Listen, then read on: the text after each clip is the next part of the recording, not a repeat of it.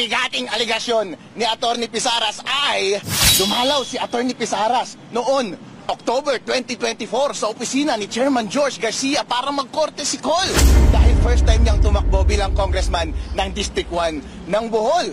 At tinanong niya lang si Chairman George Garcia, meron po ba kaming assurance na maipapatupad natin ng maayos ang lahat ng ating election laws ngayong election process na ito? Ang sagot ni Chairman George Garcia ayon sa petisyon ni Atty. Pizaras ay, ilan ba ang botante mo sa iyong distrito? Ang sabi, 300,000 po. Ang sagot ni Chairman George Garcia, kailangan mo ng 300 million pesos para manalo. What? Anong suggestion yon?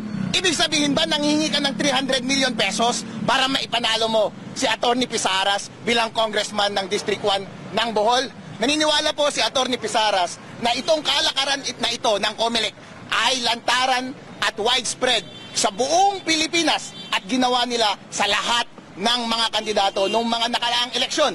At yung mga nagbayad sa COMELEC ay siyang mga nanalo ngayong election process na ito. Dahil sa statement ni Chairman George Garcia, kailangan mo ng 300 million pesos para manalo. Paano mo i-interpret yung salitang iyon? Chairman George Garcia, sagutin mo nga.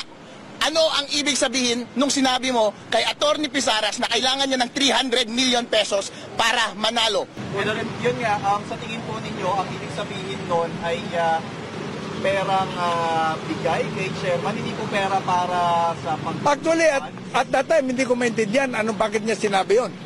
Pero ngayon, naintindihan ko na. Pero hindi niyo po ba nilinaw mismo kung Hindi ko nilinaw. I was shocked. I literally fell off my feet.